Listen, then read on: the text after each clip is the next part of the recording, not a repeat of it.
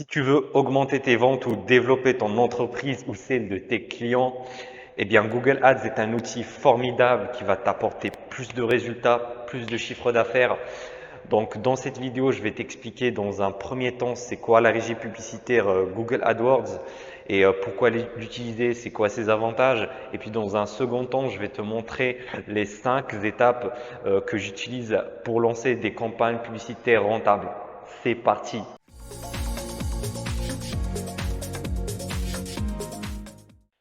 Salut à toi, moi c'est Elias et bienvenue sur ma chaîne où je t'aide à créer et développer ton agence de marketing digital SMMA. Donc si tu es intéressé par ce sujet ou par le marketing digital, la vente, la prospection, eh bien je t'invite à t'abonner à cette chaîne parce que j'apporte un maximum de valeur dans mes vidéos.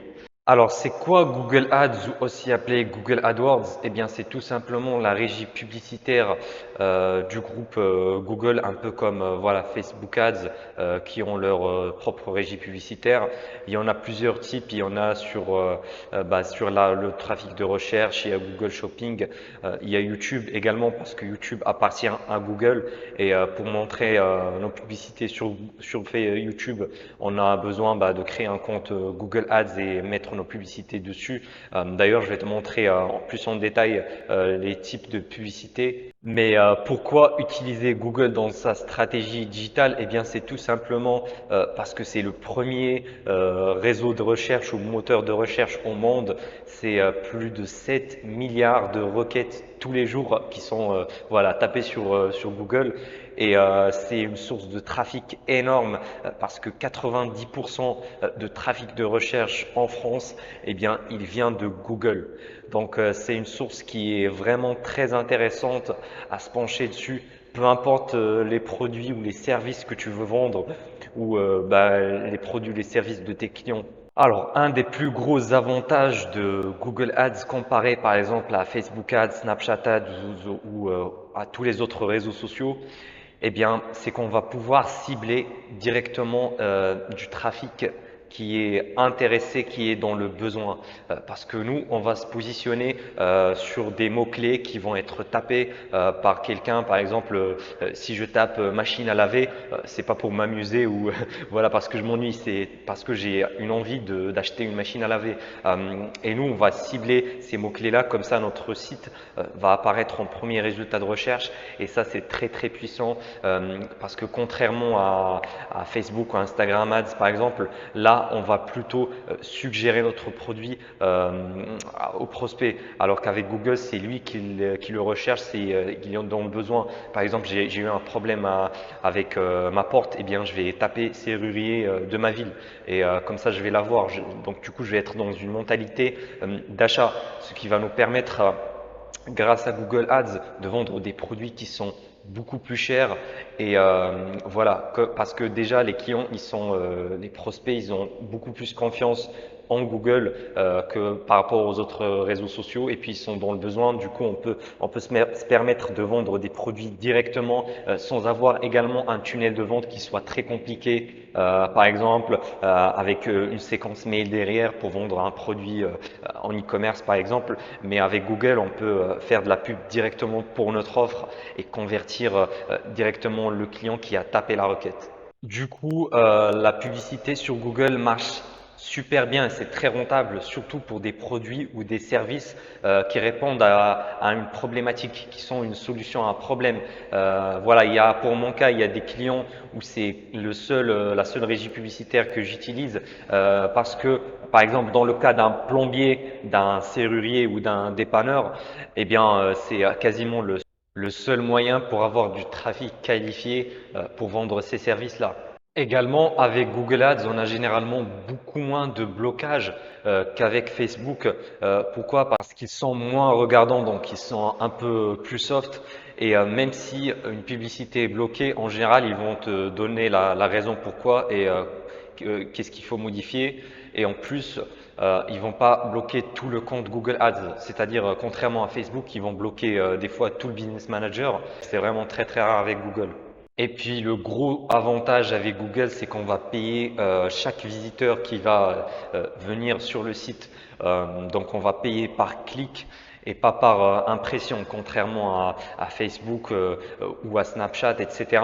On va payer pour impression, donc à chaque fois que notre publicité va être vue par une personne, alors qu'avec Google, c'est une fois que la personne a cliqué et a visité notre site web. Donc on va pas être facturé avant ça. Le seul souci, c'est qu'au niveau du scaling, c'est qu'on est très limité, enfin assez limité selon le volume de recherche qui est tapé sur Google. Par exemple, serrurier Lyon, il y a un certain nombre qui est tapé sur Google tous les jours. On peut pas cibler encore plus. Donc on est limité à ce niveau-là, contrairement aux réseaux sociaux où on peut scaler à l'infini selon les audiences. Mais on peut utiliser les deux en même temps pour avoir les avantages, mais pas les inconvénients. D'ailleurs, j'ai fait une vidéo sur la publicité Facebook qui va apparaître ici quelque part autour de la vidéo, donc je t'invite à la voir après celle-là.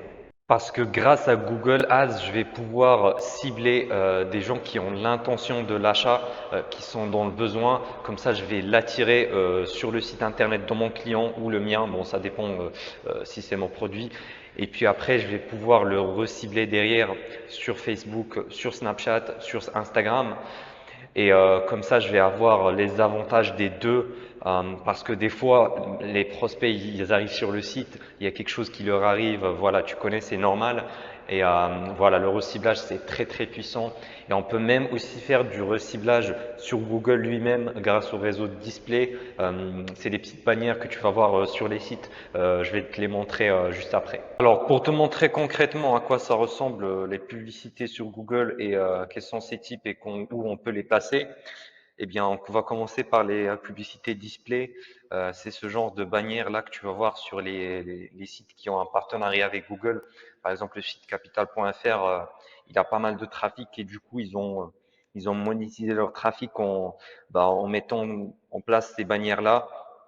Et on peut les mettre ici, quelque part là. Voilà, ça c'est un exemple de publicité display. Alors elles sont très puissantes, surtout pour le reciblage, donc le retargeting. Mais à froid, c'est pas rentable. Et puis aussi avec Google, comme YouTube appartient à Google, on peut mettre nos publicités sur YouTube. Alors la principale, c'est les in-stream, les skippable in-stream ads. C'est les publicités qui apparaissent juste avant la vidéo et que tu peux skipper comme ça en cliquant sur le bouton. Il y en a d'autres. Il y en a par exemple les publicités qui sont sous forme de bannières qui apparaissent sous les vidéos. Il y a aussi les publicités qui sont en format ads. Voilà que tu les vois sur ton fil de suggestion YouTube. Il y a également la publicité Google Shopping. C'est les petites images là que tu vois si tu tapes par exemple acheter un iPhone et puis que tu vois plusieurs annonces là qui apparaissent et quand on clique dessus, elles vont diriger vers la boutique e-commerce. C'est surtout utilisé par les sites e-commerce, que ce soit dropshipping ou non d'ailleurs. Il y a même la section shopping qui est spécifique à ce genre-là d'annonces. Mais moi, aujourd'hui, je vais te parler de la principale qui est l'annonce de recherche. Alors là, si je tape par exemple plombier Lille, eh bien, tu vas voir qu'il y a plusieurs sites qui apparaissent ici en début et qui ont la petite vignette là, annonce, c'est-à-dire qu'ils ont payé Google pour afficher leur publicité. Comme ça, ils auront les premières places parce que les premières places sont très importantes, surtout la première. Euh, c'est elle qui va avoir le plus de trafic. Là, si je descends, tu peux voir ici, ça c'est pas des annonces, c'est en organique. Et puis là, ça c'est les premiers résultats de sites en organique, donc qui font juste du SEO. C'est gratuit, ils n'ont pas payé, mais par contre, ils sont des très très gros sites qui sont bien référencés. Et si je descends en bas là, on peut voir là des recherches associées à ce mot-là. Ça va nous aider aussi pour les mots-clés qu'on va recibler. Et puis, des fois, on peut les voir même en bas, mais c'est pas le cas ici. Et puis, si t'as un peu le syndrome de la page blanche, tu sais pas quoi mettre sur tes annonces, eh bien, je t'invite à regarder ce que font tes autres concurrents. Là, par exemple, Plombier Lille, intervention dans l'heure. Là, je vais cliquer, je vais voir qu'est-ce que ça donne. Et puis voilà, comme tu vois, c'est des annonces textuelles, donc on va juste écrire du texte, contrairement à Facebook où on a besoin de visuels. Ici, c'est juste voilà une annonce sous forme de texte, plombier à Lille, toutes les adresses, chauffage privé, enfin ouais. Artisan plombier, prix intéressant, intervention dans l'heure. Bon, une fois qu'on a cliqué sur ces publicités-là, par exemple, elle va nous diriger vers leur site qui est, comme on peut voir ici, contact par email, numéro de téléphone. Donc voilà les tarifs. Moi j'aurais préféré que ce soit un formulaire de contact direct. Comme ça c'est mieux. Mais voilà, je pense que tu as une idée là maintenant. Juste avant de te montrer ma stratégie complète Google Ads, eh bien, en bas de cette vidéo, dans le premier lien dans la description, tu vas voir qu'il y a une étude de cas complètement offerte qui te montre exactement comment je suis passé de 0 à 10 cas par mois.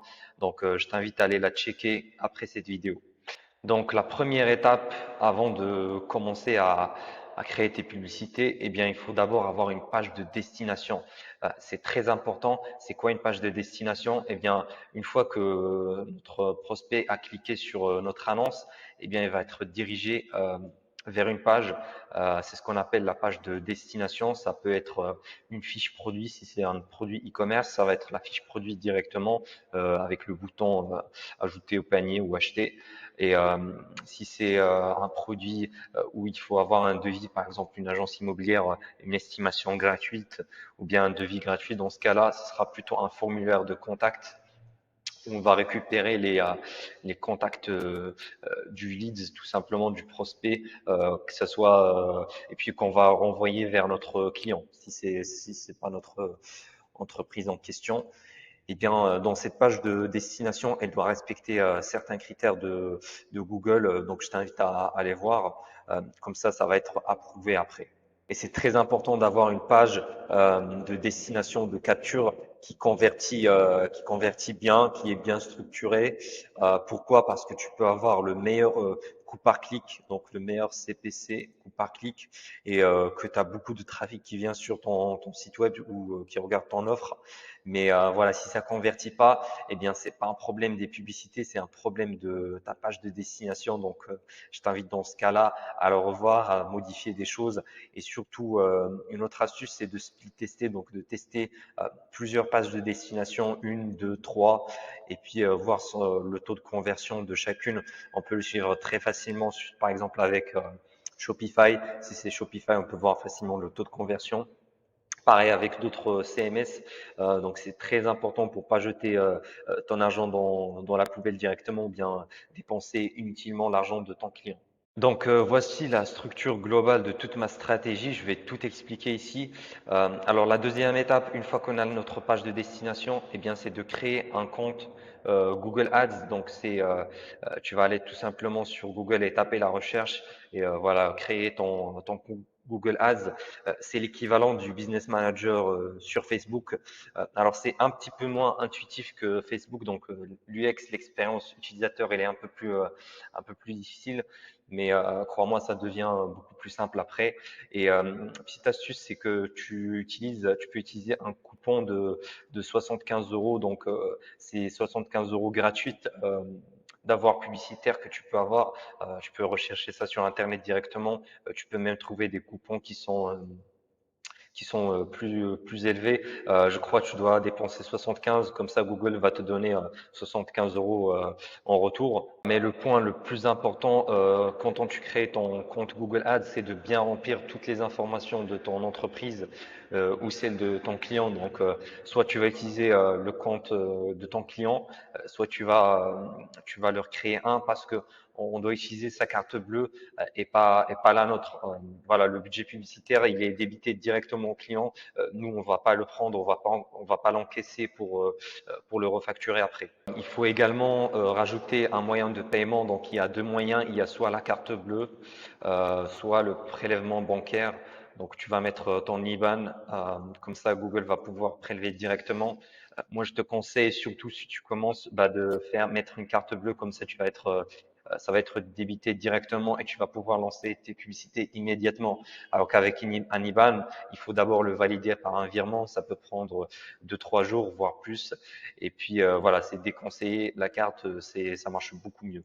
Pour éviter tout blocage, c'est préférable de mettre plusieurs moyens de paiement, par exemple une carte 1, puis une carte 2 et un IBAN à la fin. Comme ça, au cas où c'est pas débité au premier, ça va être les suivantes.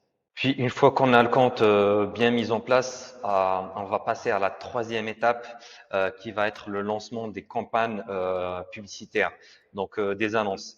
Alors déjà sur Google, on va commencer par créer des campagnes. Dans chaque campagne, on va mettre un groupe d'annonces. C'est là où on va cibler, c'est un peu comme les ad sets de Facebook, sauf qu'au lieu de mettre des audiences par intérêt, par tranche d'âge, etc., ici on va cibler par zone géographique, par tranche d'âge également, mais pas par intérêt, mais par mots-clés. Donc on va mettre un groupe de mots-clés dans chaque groupe d'annonces. Et ici, j'en ai mis 2, par exemple. Et c'est ici dans la campagne où on va mettre notre budget. Alors, pour le budget, ça va dépendre du prix de ton produit. Est-ce qu'il est cher? Ça va dépendre des enchères aussi des autres annonceurs, de la concurrence, bien sûr. Mais contrairement à Facebook, on n'a pas la possibilité de mettre un budget sur le groupe d'annonces directement. Donc, on est obligé de le mettre sur la campagne. Et la plus grosse erreur que j'ai remarqué que font les débutants sur Google, c'est qu'ils vont aller un peu avec la logique Facebook, c'est-à-dire ils vont mettre une seule campagne et puis ils vont mettre un groupe d'annonce 1, groupe d'annonce 2, groupe d'annonce 3. C'est une grosse erreur. Pourquoi? Parce que c'est différent avec Google.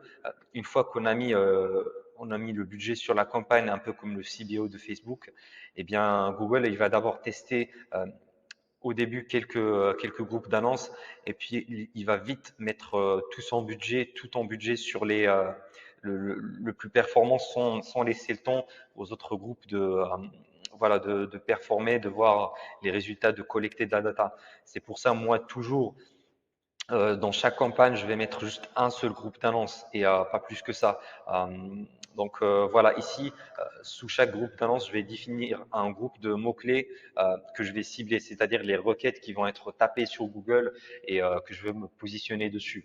Pour te donner des exemples, alors il y en a qui mettent un seul mot-clé, mais en vrai, ça va dépendre des volumes de recherche. La plupart des temps, ça va être un groupe, donc plusieurs mots-clés avec des requêtes qui sont larges.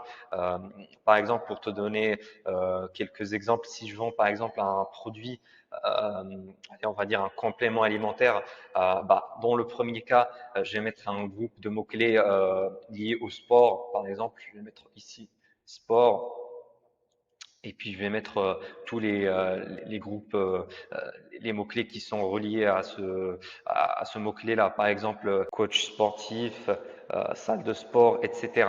Et dans le deuxième cas, je vais cibler par exemple nutrition et tous les mots-clés qui tournent autour. Par exemple, nutrition, vegan, programme de nutrition, etc., etc. Et puis je vais tester les deux groupes de mots-clés. Je vais donc lancer pendant quelques jours le temps que Google dépense le budget. Euh, et puis sous chaque groupe d'annonces, on va tester des annonces textuelles, donc les annonces texte comme c'est le que je t'avais montré. On va en mettre 2 et dans ce cas-là, Google il va automatiquement euh, mettre celle qui performe le plus en avant. Et bien sûr, le but derrière chaque annonce, c'est d'envoyer vers notre page de destination. Donc, je vais te faire, ils vont toutes envoyer vers notre page de destination. Comme ça, on va pouvoir convertir le prospect derrière. Donc, une fois qu'on a terminé notre split test, eh bien, on va passer à la quatrième étape qui va être d'analyser la data. Donc, on va voir quels sont les retours des publicités, des groupes d'annonces, etc. Donc, il y a deux métriques, il y en a plusieurs, mais à mon avis, les plus importantes, c'est le coût par clic, euh, le CPC et le coût par conversion. Donc, le coût par conversion, ça peut être le coût par achat, le coût par prospect, etc. Ça dépend de quel produit ou service on vend. Mais je peux pas te donner un chiffre précis sur ces deux métriques-là parce que ça va dépendre énormément de la concurrence dans ta niche, ça va dépendre du panier moyen, etc. Mais le but derrière, c'est juste d'être rentable, tout simplement. Si par exemple je mets 10 euros, enfin je dépense 100 euros et que derrière j'ai 200 euros de bénéfice, eh bien là je suis rentable, donc j'ai un retour x2. Donc c'est ça le but, comme ça je vais réinvestir tout ce que j'ai gagné après. C'est pour ça, bah, tu vois, des fois qu'il y en a certains qui vont scaler à des niveaux, voilà, ils vont dépenser 100 000, 200 000 euros par mois sur Google Ads. Donc, on va voir ces deux métriques-là pour chaque annonce qu'on a lancée et pour chaque groupe d'annonces et pour chaque également mot-clé. Parce que oui, Google nous permet même de voir le coût par clic pour chaque mot-clé. Et le but derrière, ça va être bah, tout simplement de couper, voilà, on va couper toutes les publicités qui sont pas rentables, donc les moins performantes. Donc, on va couper les annonces qui ont un très mauvais coût par clic, donc qui est très élevé, ou un coût par conversion qui est très élevé. Également, les mots-clés, on va supprimer les mots-clés les moins rentables et pareil pour les groupes d'annonces. Comme ça, on va garder juste les annonces qui marchent très bien et les plus rentables. Et dans ce cas-là, on va tout simplement augmenter le budget publicitaire. Donc, on va dépenser plus euh, sur les campagnes. Donc, on va scaler. Bien sûr, avec Google, il y a des limites. Comme je t'avais dit, il y a pas 100 000 personnes qui tapent tous les jours une agence immobilière à Lyon, par exemple. Donc, on va vite atteindre une certaine limite. C'est pour ça qu'on va passer à la cinquième et dernière étape qui est le reciblage. Eh bien là, on a par exemple notre annonce Google Ads qui va diriger vers la page de destination. Eh bien, il y a un certain pourcentage qui va pas acheter directement ici, mais qui va partir. Et bien un autre but, ça va être de les recibler derrière euh, avec des annonces display donc sur Google lui-même et mais également des annonces sur Facebook. Donc on va le retargeter également sur Facebook, voire même sur Snapchat si ça rentre dans ta stratégie. Comme ça, on va voir les avantages de Google Ads et sont les inconvénients. Et voilà, les avantages de Facebook Ads également sont les inconvénients. Et puis, même pour scaler encore plus, on peut faire des campagnes de ciblage à froid sur Facebook avec des lookalikes, donc des audiences similaires des visiteurs de notre site. Euh, du coup, Google va nous attirer du trafic qui est très qualifié, qui a tapé la recherche sur notre site, et puis on va les recibler partout, que ce soit sur les autres sites avec Google Display ou bien sur les réseaux sociaux. Et puis pour scaler au max, on va utiliser les lookalikes, ce qui est très très puissant. Comme ça, on va pas être limité par le volume de recherche sur Google. Et comment on va pouvoir faire ça? Eh bien, il ne faut pas oublier d'installer sur ton site, ta page de destination, le pixel Facebook, mais également ce qu'on appelle Google Analytics, c'est l'équivalent du pixel Facebook pour Google et qui va nous permettre de traquer toutes les actions euh, de nos visiteurs sur le site. Si tu n'as pas envie de mettre Google Analytics, ce qui peut paraître un peu plus compliqué, eh bien, tu peux paramétrer directement sur ton compte Google AdWords, eh bien, synchroniser avec ton site euh, pour traquer les actions. Par exemple, sur Shopify, c'est très simple de le faire. Et voilà, comme ça, on va pouvoir traquer toutes les actions de nos visiteurs pour les cibler facilement partout sur Facebook, sur Google. C'est vraiment une stratégie multicanal très très puissante. Et voilà, il y a des clients où tu peux faire juste Google Ads, d'autres juste Facebook Ads, mais à mon avis, ce sont deux régies publicitaires très complémentaires. Donc voilà. J'espère que tu as bien liké, aimé cette vidéo. Je t'invite à me laisser un petit like si tu l'as bien kiffé. Au revoir.